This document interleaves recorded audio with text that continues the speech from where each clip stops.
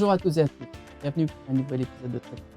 Alors la vie associative s'engage sur différents domaines, la santé, le bien-être, le sport, la culture. Et avec nos invités de cette nouvelle émission, nous allons aborder un autre sujet qui est le devoir de mémoire, la transmission de l'histoire. Et ne les faisons pas plus longtemps attendre et saluons-les.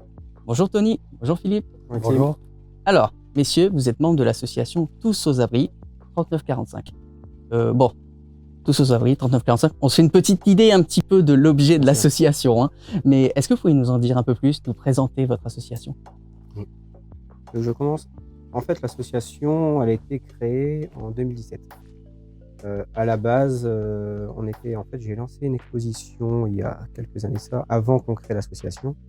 On va dire 2015, on va dire. Et à ce moment-là, j'étais au conseil municipal de Saint-Léonard. Donc j'ai proposé au maire qui était en place de faire une petite exposition, comme je suis un ancien militaire, et avec une autre personne. Donc voilà, on a fait une petite exposition en mairie. Et à partir de là, j'ai rencontré pas mal de personnes qui étaient intéressées, dont des... je cherche le mot. Des documents, etc. Voilà, des passionnés de cette période. Et à partir de là, ils nous ont apporté les moyens. Nous avons fait une deuxième exposition sur la mairie de Saint-Léonard. Et ensuite, ça a tellement bien marché qu'on en a fait une plus grosse au Forum des loisirs de la communauté de Saint-Léonard. Donc à partir de là, l'association s'est créée, donc qui s'appelle Tous aux Abris, qui Tous Abris qui est en lien, qui a un rapport par rapport au bombardement qu'il y a eu sur toute la région boulonnaise, donc tous les raids aériens qu'il y a pu avoir. Donc voilà, c'est en mémoire des personnes victimes civiles, militaires et aussi des déportés de cette période. Ok. Alors on voit au départ, il y a une forme, même si c'est un sujet assez dur quand même si ça remonte, on voit qu'il y a une forme quelque part de passion derrière ça aussi, derrière cette histoire. C'est ça. Comment les moi, ce que je voudrais, ce qui a dit notre président qui a créé l'assaut, là, apporter une petite précision, parce qu'on s'est aperçu avec toutes les commémorations qu'il y a dans toute la France, ça se passe souvent en Bretagne, en Provence, en Normandie, et il faut savoir qu'à Boulogne, il y avait un potentiel énorme d'histoire de cette période-là, et rien n'était exposé sur Boulogne et la région. Donc nous, on s'est dit, on va se baser exclusivement sur ce qui s'est passé en 39-45 dans la région boulonnaise. Okay. D'où le départ de l'association pour le devoir de mémoire et faire comprendre aux gens de la région ce que leurs parents, leurs ancêtres, ils ont vécu. En quoi justement cette transmission de cette histoire, quelque part on est dans l'histoire locale, donc l'histoire dans l'histoire. Oui. En quoi c'est important justement pour les gens qui sont ici, dans leur identité quelque part locale? À savoir, je peux juste expliquer une chose que moi qui n'étais pas au courant à l'époque. Par exemple, moi je pensais que c'était les Américains qui étaient venus sur la côte, sur le Boulonnais. Et en fait non, c'est les Canadiens qui sont venus. Donc la majorité des Boulonnais ne le savent pas. Donc c'est bien de transmettre cette chose-là. La majorité des gens ne savent pas. Donc aussi, il y a eu aussi beaucoup la résistance qui est intervenue aussi à ce niveau-là. Donc qui était en lien aussi avec Londres, où il y avait le comité aussi départemental qui était directement sur Paris, qui transmettait les informations des sites stratégiques de l'armée allemande qui étaient sur la région, quoi. Oui, puis il faut faire connaître aussi aux gens, c'est que quand on parle de résistance, on pense maquis du Vercors, tous ces grands maquis-là, mais il faut savoir que dans toute la région, il y avait un réseau de résistance incroyable que moi-même, que j'ai eu des informations transmises par mes parents parce qu'ils ont vécu la guerre, mais que eux-mêmes, ils étaient même pas au courant. C'est tout à force de recherche et de documents sur la région qu'on présente notre patrimoine boulonnais, quoi. Et comment on explique ce fait justement qu'il y a eu cet oubli quelque part, le fait qu'il y a des grandes régions, ou peut-être la Normandie par rapport à son histoire du débarquement, est-ce que aussi... Déjà,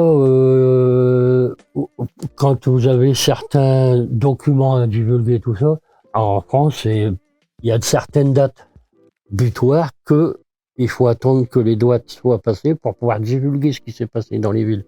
Et puis, faut reconnaître aussi, il y a certaines régions qui sont un peu oubliées.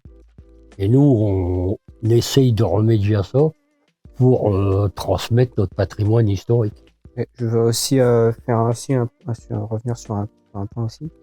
Comme je suis un ancien militaire, j'ai rejoint l'association des anciens combattants à la base de Salonner. Et par la suite, je suis devenu président. Et en fait, l'ancien président m'a présenté la petite fille de Monsieur Lebeau, qui était un grand résistant dans le Boulonnais. Et en fait, elle m'a donné énormément de documents, photos, médailles concernant sa famille. Et aussi, nous avons récupéré un truc, ça je l'ai fait voir à Guillaume, qui est le président, et qui m'a appelé immédiatement.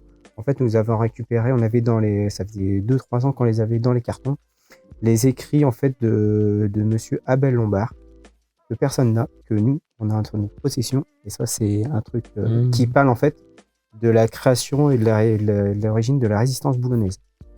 Donc en fait, c'est un cahier qu'il a écrit qui fait à peu près 64 pages.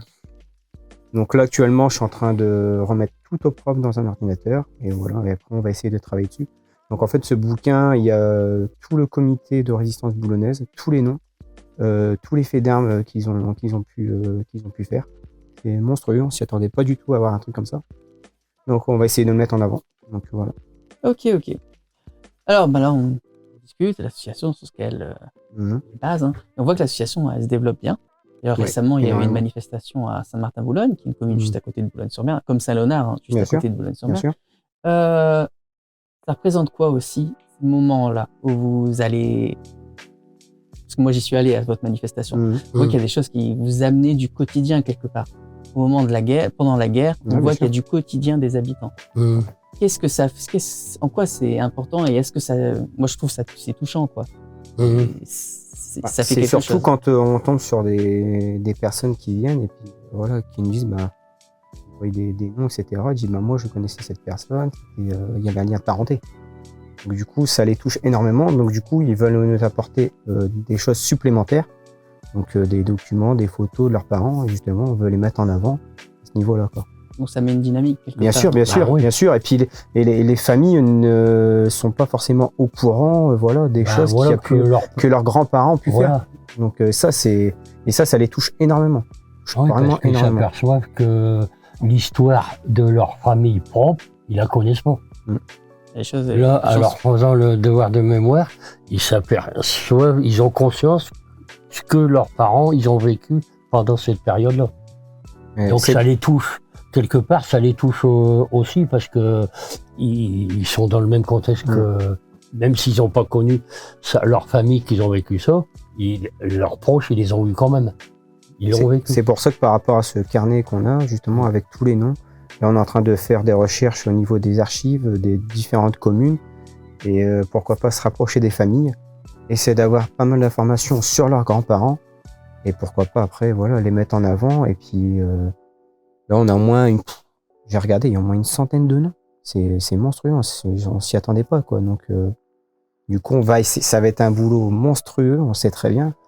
Mais voilà, on s'est vraiment lancé là-dessus, sur la résistance, sur la défense passive aussi. Donc, puis, les pompiers, la Croix-Rouge.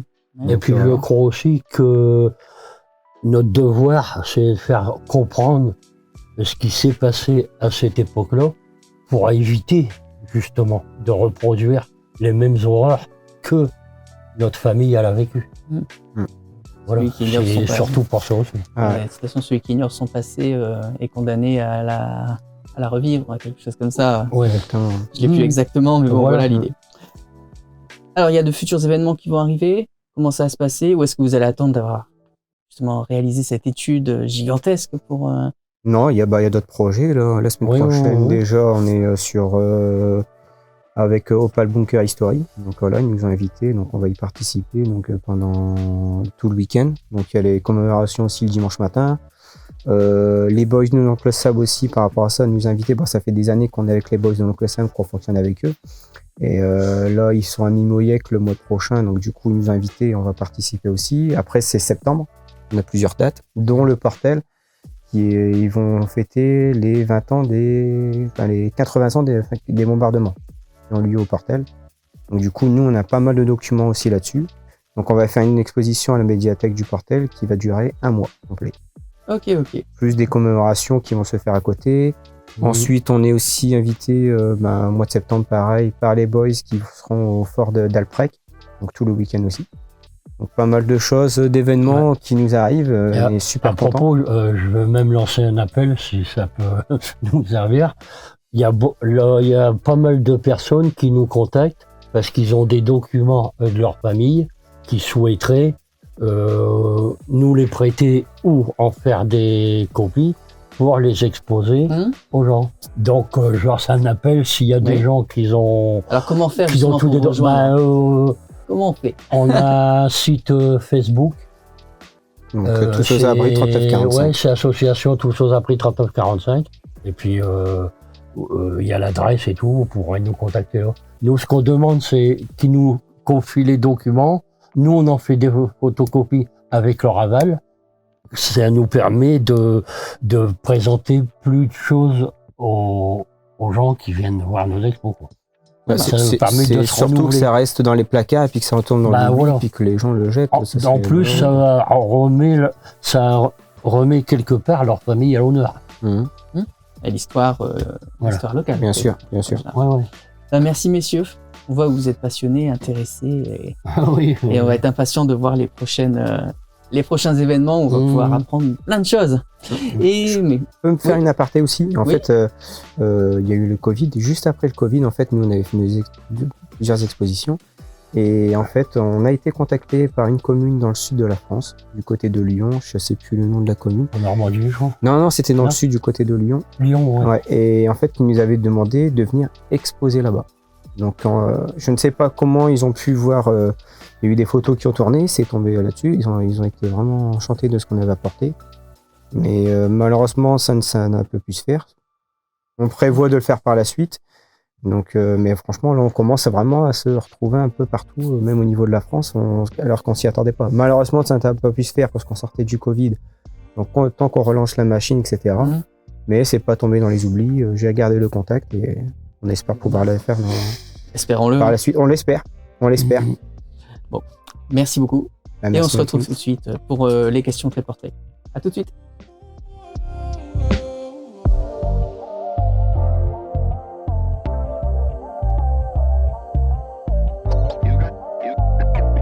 Votre émission Très Portrait continue et on se retrouve justement pour les questions Très Portrait. Alors, messieurs, question Très Portrait, thé ou café, sucré ou salé. C'est le moment un peu rigolade, voilà, où on vous découvre aussi un peu vous. D'accord. On arrive à l'été. Sable ou galet? Garrigue. Sable ou galet. ou galet? Moi, sable. Galet. Galet? C'est plus débarquement de Normandie Ah ouais. ou... Au niveau du sport, football ou tennis? Ah, football. Ah, pareil, foot. Football. Et le petit coin, nourriture un peu locale, pas trop loin, on va dire.